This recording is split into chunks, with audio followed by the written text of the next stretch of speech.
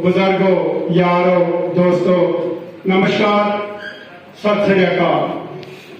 आज बाजी यहाँ सिर्फ कश्मीरी पंडित ही नहीं है, हमारे सिख कम्युनिटी के जो माइग्रेंट है वो भी आए हैं, वो आप अगर ध्यान दे तो वो भी हैं, और हमारे जो मुस्लिम माइनॉरिटी माइग्रेंट है वो भी हैं, आप देख लीजिए 5-10 लोग भी हैं, और हमारे जो कुलगाम के राजपूत है वो राजपूत भी आए हैं, वो हाथ खड़े करें, वो भी राजपूत भी यहाँ है, और सबका जो 2 नंबर है वो दबाएंगे 25 तारीख को, और आपको भारी अक्सर से कामयाब करेंगे।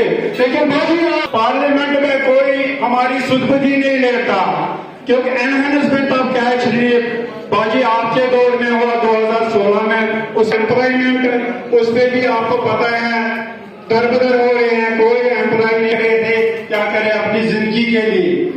और तीसरी बात जो बड़ी एलिमेंट में आपने हमारी रेपुटेशन एक कंक्रीट पॉलिसी बनानी है, गवर्नमेंट को जोर देके पॉलिसी बनानी है, और हम फिर वही आपको पता ही है यहाँ 45 डिग्री है लेकिन वहाँ आज 28 डिग्री है।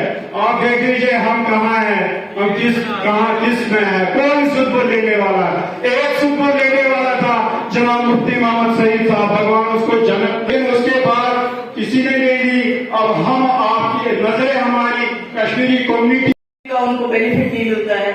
काफी लोग मैंने सुना है कि वो उनकी मौत हो गई और उसके बच्चों को वापस आना पड़ा, तो क्या फायदा हुआ कश्मीर आने का, इस रिहेबिलिटेशन का। इसी तरह काफी मैंने सुना हमारे कश्मीरी मुलाजिम बीमार है या उनके घर में कुछ ऐसे हालात है उनको ट्रांसफर नहीं किया जाता। मुझे लगता है ऐसे केसेस में ह्यूमैनिटेरियन लीव लेना चाहिए। मैं कोशिश करूंगी, मैं कोई गलत बातें नहीं करती हूँ। जो आपकी परेशानी है, बड़ी अच्छी बात बताई उन्होंने कि जहां जहां आपके मंदिर है, अगर वहां ज्यादा नहीं 5.10 कमरे जिसके साथ टॉयलेट वगैरह बने तो शायद आपका आहिस्ता आहिस्ता आना जाना शुरू हो जाए।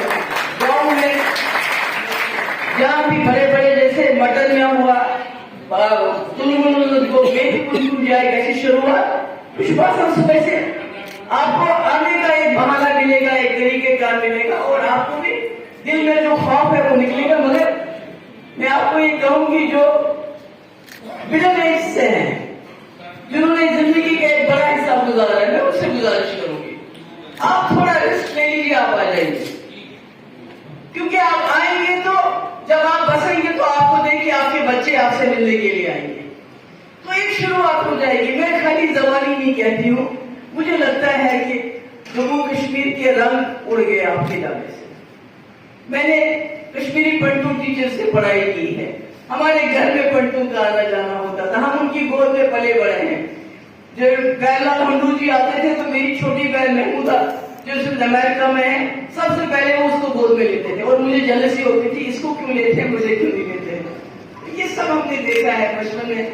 बाकी लोग तो कहते होंगे कश्मीरी पंडित, पर मैं जानती हूँ, हमने देखा है, बहुत नजदीक से देखा है।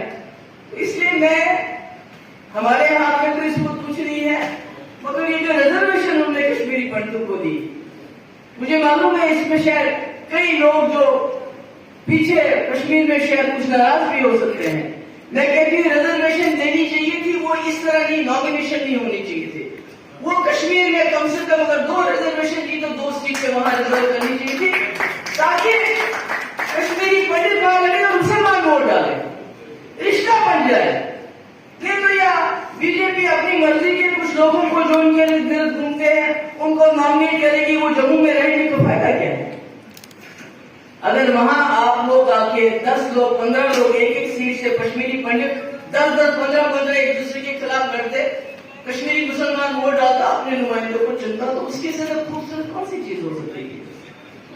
और ये करना चाहिए, पर उन्होंने फिर वही अपने हाथ में सब कुछ रखा, because they want to keep control in their hands. और आज आपको पता है इलेक्शन का वक्त है, और बदकिस्मती से बीजेपी का कैंडिडेट नहीं है।